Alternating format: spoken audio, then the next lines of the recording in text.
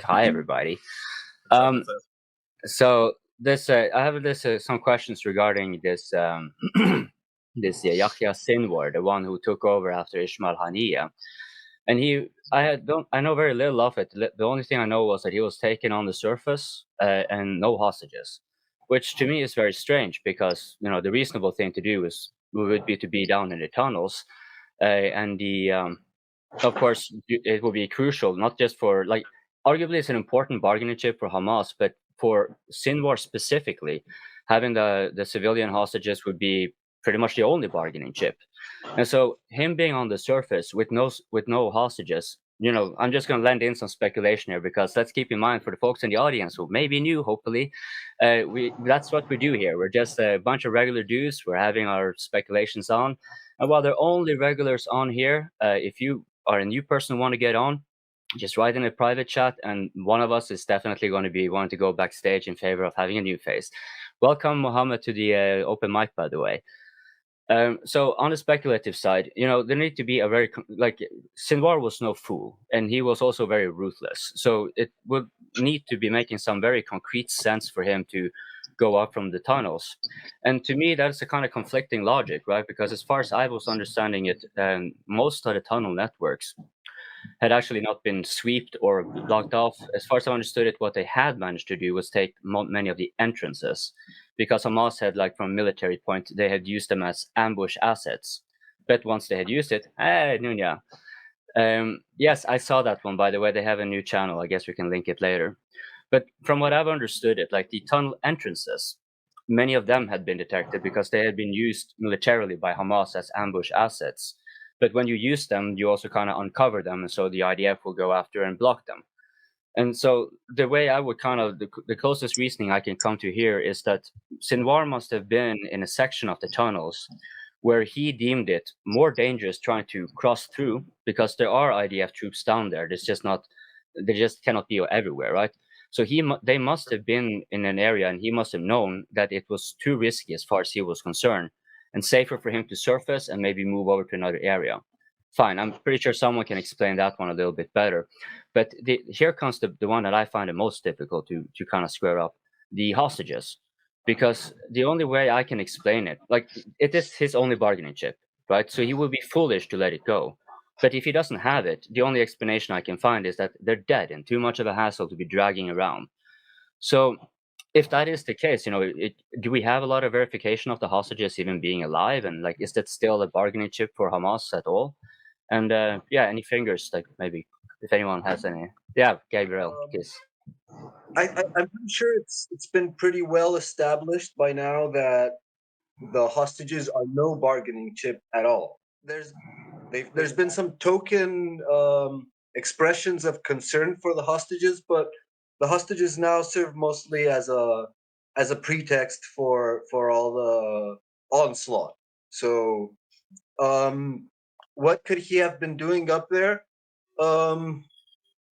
I'd say he's either actively participating in combat operations, or because he has a very good understanding of his Israel operations, and he's an experienced uh, combatant. So either he's participating in combat operations, or it was a deliberate, like, suicide attempt. Like to make a symbol martyr of himself.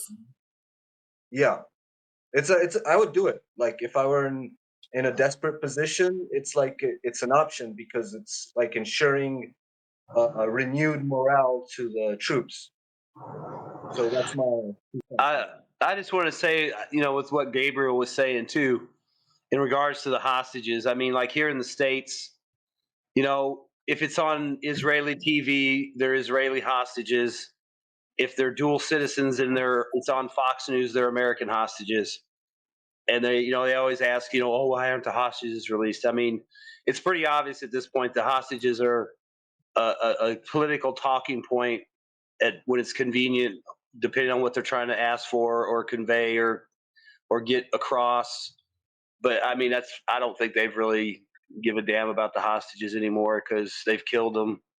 There was even hostages that were killed on October 7th that said they were killed by Israelis. So, maybe at the beginning they were concerned, but I think at this point they've made it pretty clear that if they get you and you're alive, great. If you're dead, they just use you as a story to push their side. So that's the way I kind of see it with the hostages. They're just there when it's convenient. I mean, if it was really that big of a concern, they'd talk about it every single day, all the time, but they don't.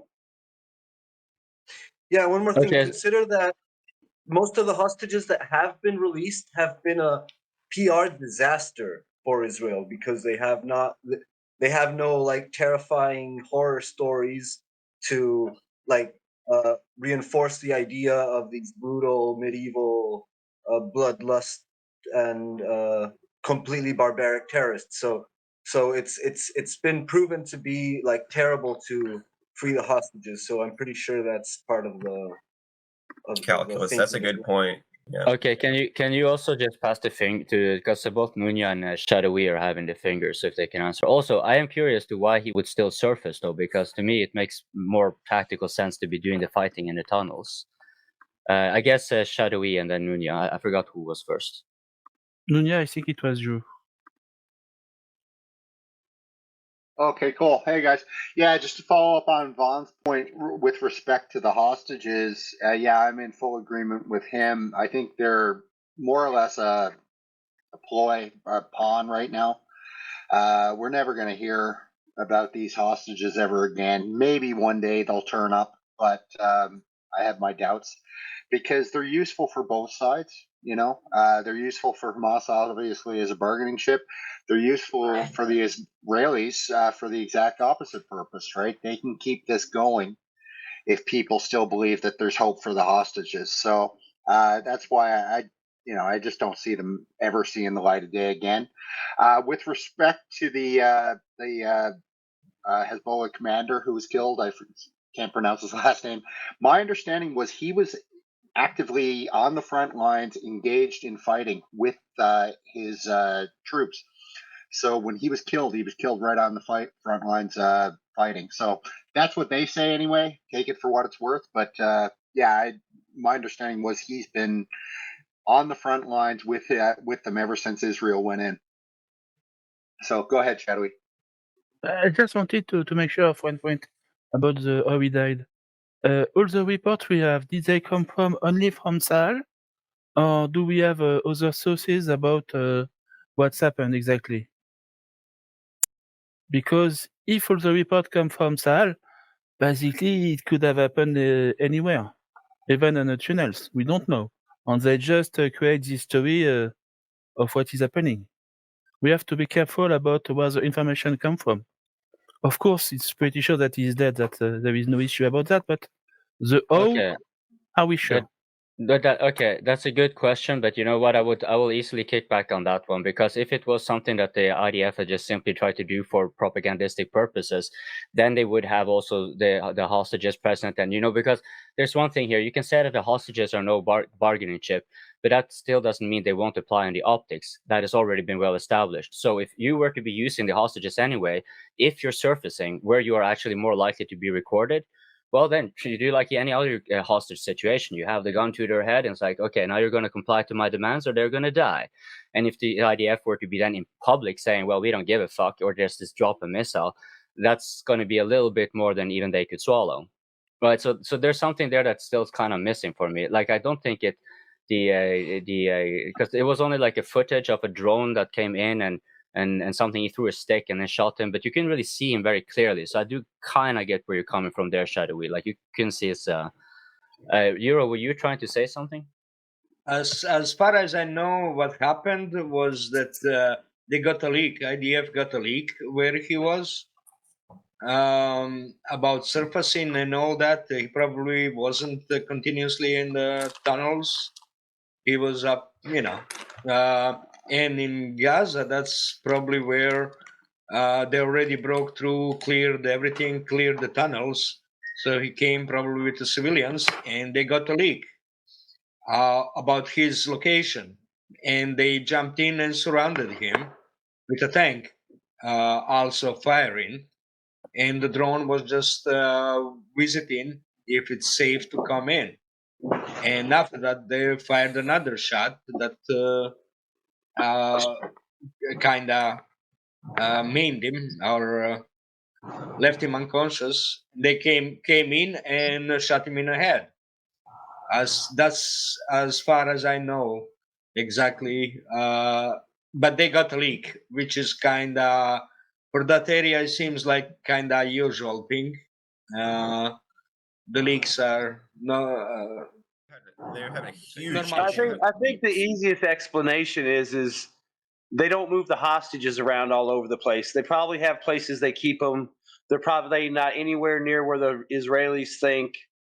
Because every time you move those people, you're going to have to figure out how to move them. You're going to have to secure them, and then hope nobody sees a bunch of people getting moved around that are tied up by a bunch of guys and guns. I mean, it's too much of a liability for a guy like him to be running around with a couple hostages in tow for insurance. I'm not saying he wouldn't do it, but I mean, I would think most of the time those people are tucked away somewhere, guarded by somebody who's not on Israel's radar per se, like the guys running around in the streets and popping out of the tunnels and stuff. Okay. I mean, for all you know, they're in the basement of a Christian church, and the Christians there know exactly what's going on, and they ain't gonna say nothing. So it sounds like he was engaged in active combat, and basically there was a leak, an intelligence leak, which keeps happening. These intelligence leaks that wind up with high, with like figureheads and important people in countries and organizations that Israel is actively hostile towards, and they got him. So opportunity. I mean, is there like some kind of problem if the guy died fighting or didn't die fighting? I mean, if he died fighting, that's what happened. I mean, is it some kind of issue like people don't want to believe that he died fighting, or they don't believe he threw a stick at a drone, or I mean, the guy died. I mean, he was fighting. What's the problem? I think. Hey, first, oh yeah, go ahead. You didn't speak, so please. Machiavelli, how much do you know? First of all, I think it was. I'm very sure it was Yahya Sinwar in the scene that in the drone footage, but Israel completely miscalculated the implications of that video. I think they thought that they could celebrate this as a big win. We killed him. We finally got him, but the complete opposite happened. Everyone celebrated it, said, look, he died like a warrior. He wasn't hiding between hostages or wearing dresses like the IDF was pushing stories of how afraid he was. So I think this whole release of this video was a PR disaster for them. And they kind of tried to backtrack, releasing videos of him hiding in the tunnel and everything. So first of all, this, and second of all, I read today that Israel is giving away money or is promising money if someone gives them intel from inside Gaza to where the hostages are. I think it was like 100K. That's why I don't believe, or maybe I don't think they are protected by normal foot soldiers, let's say, because I don't know. 100K if you're a Gazan, if you live in Gaza, 100K and safety guarantees from Israel is a pretty nice offer. I think many people would start thinking weird things if you get such kind of offer. But I don't think that hostages are any. Well, it's also, if you want to talk about a PR disaster, you have to compare this to how Netanyahu's video of him, during the ballistic missile strikes, that video of him running to the bunker. Compare that to the last moments of Sinwar. And one thing I wanted to say is Sinwar was not a commander for Hezbollah. He was the head of Hamas, the leader of Hamas. If someone said Did I say Hezbollah? Correct. He's not just a commander for. Yeah. No, it was Nunya who said Hezbollah. You said it. All right, thanks. Nunya said. But hold on. Well, I have a question there before. Sorry for interrupting, Gabriel. But the thing about Sinwar being a commander, he's like the leader of the Hamas, and then going and doing grunt work on the surface also kind of doesn't seem to make sense. Like you don't typically send in any army, even in paramilitary groups. Also, Nasrallah, for example, they don't go and fight up there. They're not a functional professional military. They are all hands on deck. Okay, so let's take Hezbollah then. Fuad Shukr. Fuad Shukr was assassinated. He wasn't like he didn't fight in the front lines. He was the chief of staff. and you don't put a chief of that would be effectively what Sinwar was, no? Like he would be like the chief of staff, the manager, the one at the top. Hezbollah is a paramilitary organization. They have bureaucracy. They have levels of operations. Hamas literally is a militia by definition. They're just. How do you explain the Gaza health? Real quick, the Ukrainian army's a professional army. Have you seen them doing fucking professional shit in the last 2 fucking years? Right, but they don't. Right, but you still don't send the one who manages everything, because Sinwar, as a top leader, he becomes also an administrator. Maybe you don't now, didn't then, but you might now. Getting kind of thin on people. Well, that's the thing, right? We don't know. Maybe he was having a meeting. Well, that's the thing. I saw this video of there's this channel on YouTube called AI Telly. I despise the channel, but they do some pretty interesting animations and breakdowns of major events. And supposedly, Sinwar was actually meeting. This is according to the soldiers that were interviewed afterward. He was seemingly, because they searched the house, it looked like he was in a meeting of some kind in the next door building when the fighters in the building that he died in started to engage some Israeli patrols. To which Sinwar then decided, instead of running away, he went and joined his men in the building that he died in. So he was in a different building, ran to this one, got a rifle, held off the IDF, got killed, whether it be by a drone or a tank, and didn't run from this meeting, essentially. Maybe he thought he was surrounded. Maybe he thought he couldn't run, so he had to stand and fight. I mean, we just do not know. I don't think he was out there fighting literally as in like, oh, okay, I'm kind of bored. I'm gonna go play soldier with my homies. It's like, no, it sounds, what's the term? Occam's razor says he was probably doing some managerial work, and then he was under the impression that he could not retreat, so he decided to fight. That's what makes the most sense. Does it even matter in a big picture? Yeah, the big picture doesn't ultimately matter. But if we're having this conversation, I'm going to express my thoughts on it. That's what I think. Yeah. Maybe he just fucked up that day and got caught slipping. That's my impression too. Okay. He wasn't to die as a hero, but like, got caught in the situation. I'm sorry. Yeah, okay. No, yeah, like to address the skepticism claims of what the situation actually was, it's pretty simple. Look at the facts. Like, what are the facts? Israel publishes a video saying that he was killed. The video is like completely disjointed from what would be like a dismissive or disgraceful representation of the dude of the enemy, the mastermind of the second coming of the Holocaust, and so they published this video saying that it's the dude. It's hard to recognize him, but it's very unflattering for the Israelis to publish that video. They just did it out of stupid or hubris, and then the Hamas official communique admits that he is dead. So it's pretty well established that that's the fact, because both sides corroborate this, and they're acting like against their own interests. Both Israel by publishing a video, which is very flattering to the character, and Hamas by confessing, like admitting that their leader's dead. So got that out of the way. And the second point is that if they had any leak of information on the location of the dude and that's why they killed him, then like why wouldn't they just carpet bomb the joint like they always do? Like they send 2,000-pound bombs to random places, and kill a bunch of people. Why wouldn't they shoot? Maybe it's against their calculus. Maybe they think that like 2,000-pound bombs are only useful when you have crowded areas, so you can maximize the collateral. But barring that from the equation, why wouldn't you just carpet bomb the place and then go pick up the pieces? The other thing is that they're actually concerned of actually figuring out who the guy is and identifying the body, so making a more careful approximation and encircling him or whatever.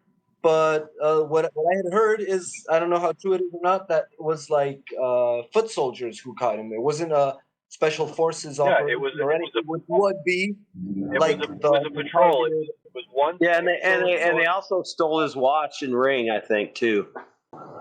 Yeah, so it was a random encounter, basically. It wasn't a planned operation. So that puts aside the leak information and the hunting of the dude theory.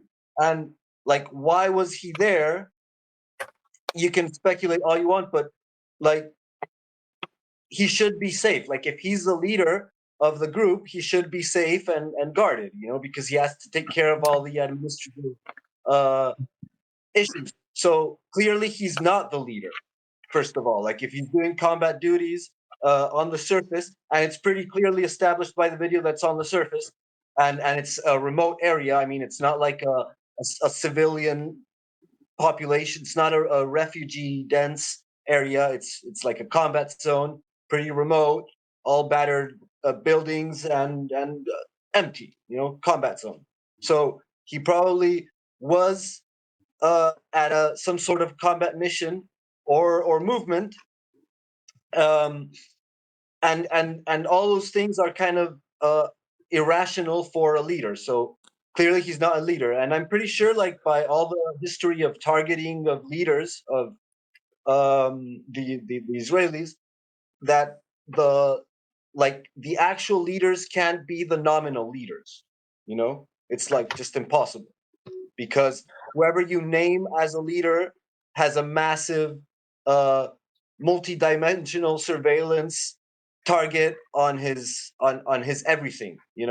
So like, whoever is named a leader is clearly a straw man, a target to direct the attention of the enemy. Okay, So but that's if I can address some of what you said, because that was a pretty interesting one, that he may not be the real leader, and there's actually a good way you can point that. You have Khaled Mashal in Qatar. Hi, Toby. Khaled Mashal in Qatar, just like Ismail Haniya was in Qatar. So it's not. I kind of get that one. That makes sense. But even as a military leader, you have your command and control and your headquarters. Like, I get the impression that what people are saying here regarding the tunnels is that they're already swept. Like, they're already cleared out. But is that what you guys are saying? Because I had a kind of opposite of impression. Toby, yeah. I didn't see like a portion of the open mic, but I just want to get back to a point about Sinwar. Actually, they didn't know. I have some information. I'm not saying it's 100% sure, but from what Israeli said, what's been leaked, and what the other said is like they didn't know where he is. They had no idea, because and they didn't target him. He was the one who attacked the Israeli force. They were in his vicinity. The man is very stubborn. You need to know his personality. He was very, very stubborn, and he didn't want to die. Even in one video, it's very, very known.